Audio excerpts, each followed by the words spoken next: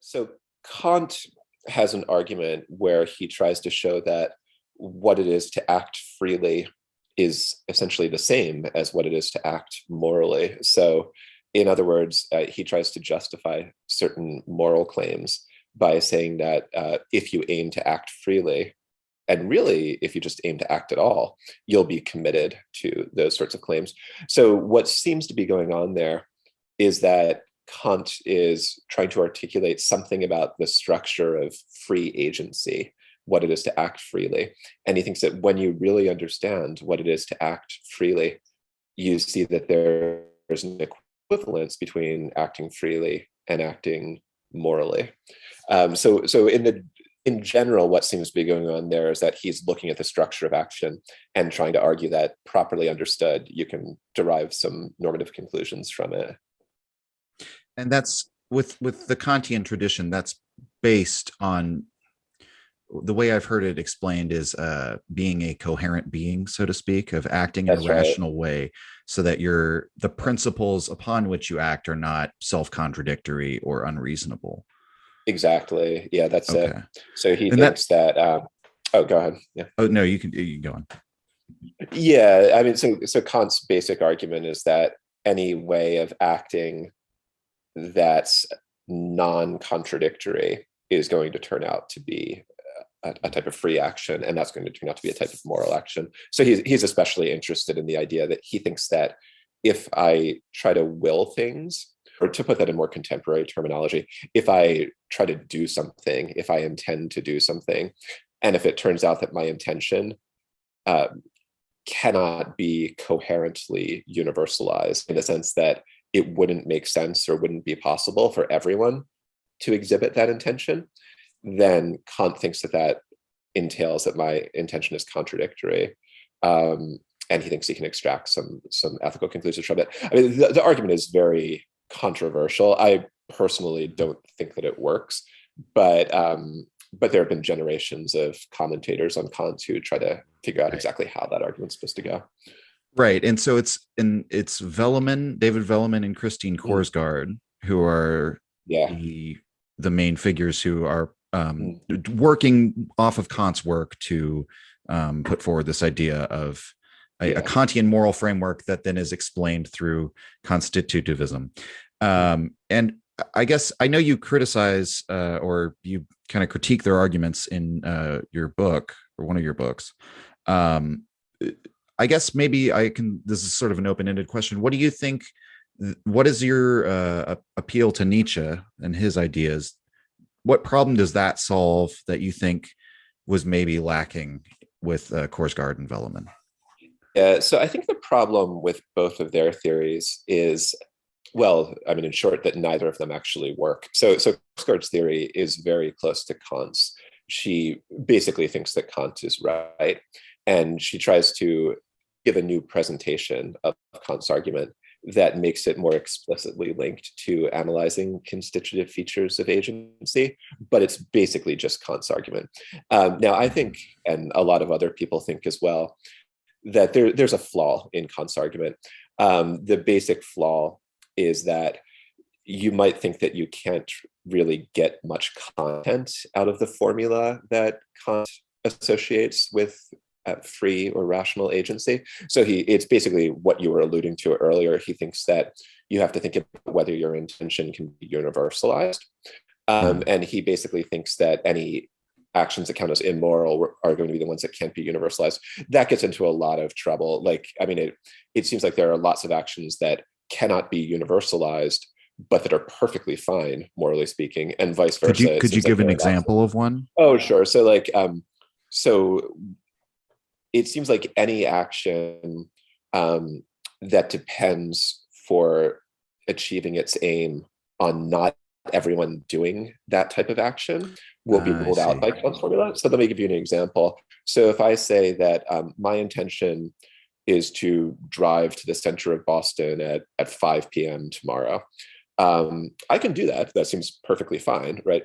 Now, if I think about everyone doing that, it won't work, right? Not every car can fit And into the that's center pretty of town. commonplace in Boston, from Well, what I that's true, understand. right? But so we can So, see real real analogs of that. right. But yeah, but I mean, the problem is that it seems like there are a lot of actions like that where, I mean, they depend Mhm. for their efficacy on not everyone doing them, but there's nothing I'm wrong thinking with of the them. prisoner's dilemma here, actually, as Yeah, well. yeah. Um, So that's a or bit of just a any sort of situation where you have, like, I'm thinking of another, everyone hoarding toilet paper, or people hoarding on exactly. supplies, the supply chain.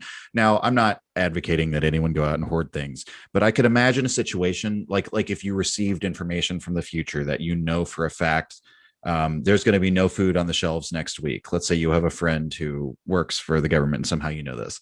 Um, is it morally justified for you to go and stock everything up for your family? Well, if everyone behaves that way, all of a sudden you've created an effect where nobody's going to be able to, or, so I don't know. I don't know if Yeah. that proves any case, because that's a morally ambiguous situation there. But I guess it does. You have successfully teased out for me how in many cases where you have dilemmas like that, universalizing an action may not be the best way to determine the right way to act. Yeah. Yeah. I mean, Kant's examples are a little strange. So, like, he has an example of promising, basically. So, one of his examples where he tries to illustrate this universalization problem, it goes like this. He says, can I make a false promise to repay money? So, I tell somebody, give me, $500, I'll pay you back in a month. But I intend not, since it's immoral to break your promise in that way. It's supposed to fail the universalization test, because Kant reasons, if everyone always makes false promises to pay back money, then nobody's going to lend money on the basis of promises, right? So the institution of promising depends on most people respecting it. So he has in mind cases like that where certain actions that we might regard as immoral seem to depend on people cooperating in certain ways, or not making exceptions of themselves. And his theory can do okay with some of those cases. It's just that it also seems to rule a lot of perfectly fine cases to be immoral, and vice versa as well. A lot of immoral ones, if you describe them in certain ways, might look fine. Because it all Does an example come to mind for that? Oh yeah, so like a big problem with Kant's theory is basically he thinks that when we're assessing whether something is moral or immoral, we look at the intention of the person who's doing it. Kant calls it the maxim, but he basically means the intention of the person. So you look at what they're trying to do and why they're trying to do it. And the problem is that you can describe intentions at different levels of specificity. Right. And it seems like the results that Kant gets depend on precisely how you state the intention. So like if I say, I'm going to, well, go back to the promise example. Like if I say, I'm going to make a false promise to pay somebody back when I don't really intend to do so, just because I want the money, then maybe Kant's argument works. Because if everybody, whenever they want money, just makes a false promise, then, the whole institution of lending money on the basis of promises might collapse. But what if my intention is much more specific? Like, what if I just say, okay, on this one occasion in the year 2021, I intend to, make this false promise to Bob to, so then, I mean, if you universalize that, maybe this one poor guy in 2021 is going to stop promising, but it doesn't look like promising as such is going to collapse or anything like that.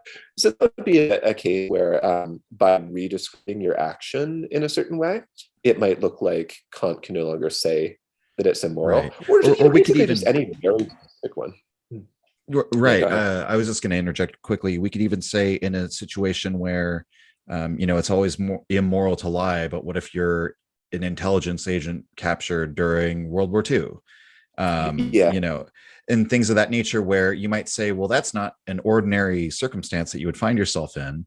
But that's, I guess, kind of the point, that Kant's moral ideology seems to work in those very general cases, but those extreme limit cases, it breaks down a little bit, I think, Right. for a lot of us. Yeah. Which, especially because in ethics, a lot of the time we're checking our ethical conclusions against what feels correct at the end of the day. Because I've heard more than one person just, say, well, if the ethical theory ends up with you're eating babies at the end, something deep down tells you the logic here doesn't work. And so I think Right. that's what makes a lot of people skeptical about Kant, because there's, of course, the famous case of, do you lie to protect somebody when they're, a murderer is looking for him or something like that? That's It's almost a justified rejection based on intuition. Um, so I guess to get into Nietzsche's or your Nietzschean Constitutivism, which I think is, I don't know why I'm having so much trouble saying that word. it is. It's a tough one. Yeah. Too many T's. Yeah. I guess this is the perfect time to bring in Nietzsche, because Yeah. you would say that there's a different constituent makeup of our actions than the Kantian Exactly. account.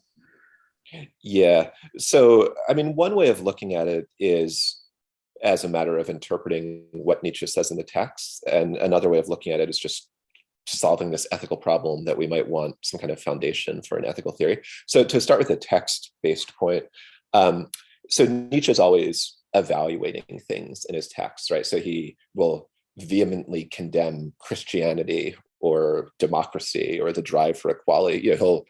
He'll rank all sorts of people, complaining about Wagner or whoever, right? And then he'll praise others. So he'll praise Napoleon or Goethe or these others. He'll praise the sort of forms of life that were present in ancient Greece sometimes. So there's a question about what he's doing there. Like, is there some principle that he's employing when he makes these judgments about what's good or what's bad, what's worthy of praise and what's worthy of condemnation? And I think, at least in his later texts, it becomes increasingly clear that there is. So he'll often describe it in terms of life or health, but most generally, I think he's interested in this principle of will to power that he's trying to articulate in some of his last works. So will to power, he often describes it as a kind of standard that you can bring to bear to evaluate other persons or cultures or moralities. So it seems to be operating in a way that's somewhat analogous to other ethical principles. It's a distinctive one, but it seems to be playing that sort of role. But then, so there are a couple of questions about it. One is just, what is it? So what is will to power? But another question is, why does Nietzsche think that will to power is important? Why does he think that that's what we should base these judgments of praise and condemnation on?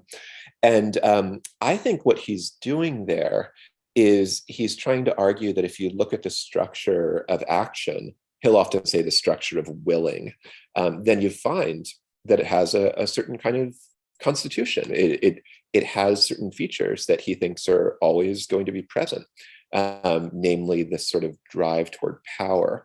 And I think what he's trying to do is show that because action or willing always exhibits that structure, we can think about forms of life or forms of society or particular individuals who generate conflicts with that structure. And that in a very abstract way, that's what Nietzsche is doing when he evaluates and praises and So when he condemns. talks about like sickness or health of a culture, Exactly. Yeah. Yeah. So he's not. or of a. Sorry, go on.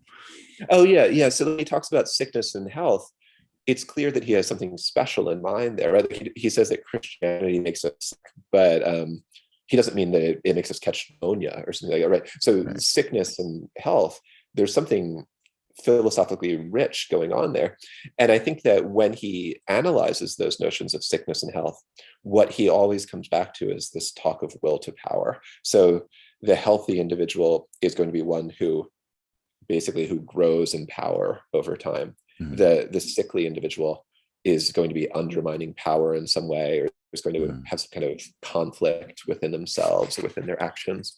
Right. Well, So yeah, and I was just going to jump in really quick. It's Yeah. interesting. He often talks about it of like being a divided nature is sort of a sick Yeah. nature, and it reminded me with what you're saying. If will to power is this constituent part of all action, and then which requires you value will to power in order to act, but then you're acting against will to power. It's sort of in inherent division that you're creating there, or you're aimed Yeah, I against think your own that's aims. exactly, yeah, I think that's exactly right. Like, I think that's the basic way in which Nietzsche objects to Christianity, to democracy, to, to all the things he is opposed to. He thinks that they generate these pervasive conflicts between our drive toward power and then whatever else we're disposed toward, like compassion or equality or democracy or whatever it may be.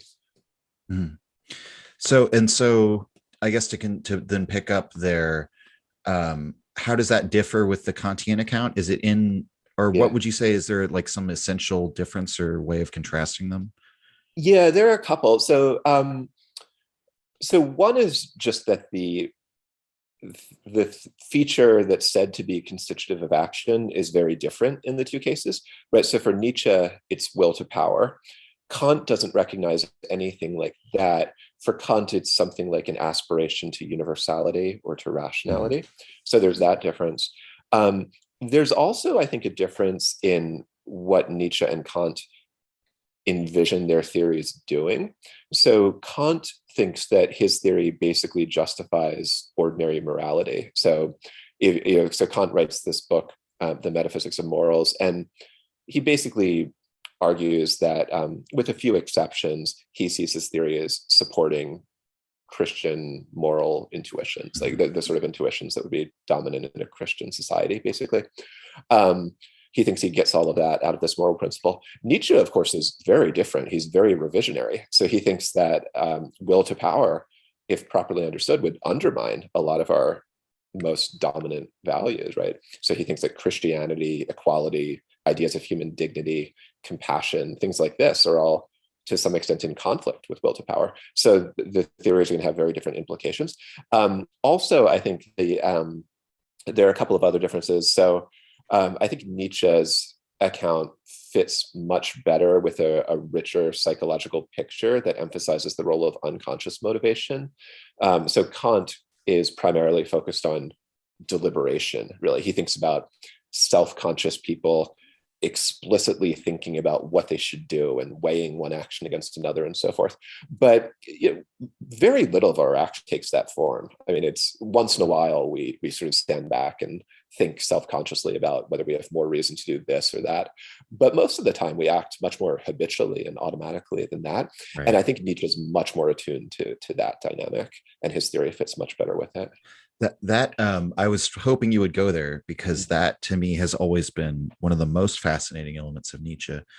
There's a passage in this book Zarathustra, the despisers of the body, where he says that the body's drives are the leading string of consciousness's notions, and basically talks about how so much of our motives are unconscious, and then the motivation is, he calls it like the superficial skin over our motivations, and that to me has always seemed like a it's one of Nietzsche's dynamite ideas, because obviously from that we get, I think you can make a reasonable case that you get a lot of the inspiration for Freud and Yeah. the psychoanalytic school, and this whole world of scary unconscious drives and motivations. But I suppose this is where I think it gets interesting for me, because from what I understand, constitutive ethics are would be sort of in normative ethics. Is that correct? You'd Yeah. say you're deriving. You're not just describing the way that people behave. You're coming to some. Uh, would you say it's fair to say a prescription of action, or would you not put it in those terms? So I think it differently. So what Kant, for example, thinks that his theory is going to do is it's going to sort of tell you which particular actions are permissible, morally Mhm. speaking, and which aren't. I don't It's think that rules Nietzsche, based, right? So yeah, yeah. yeah, that's right.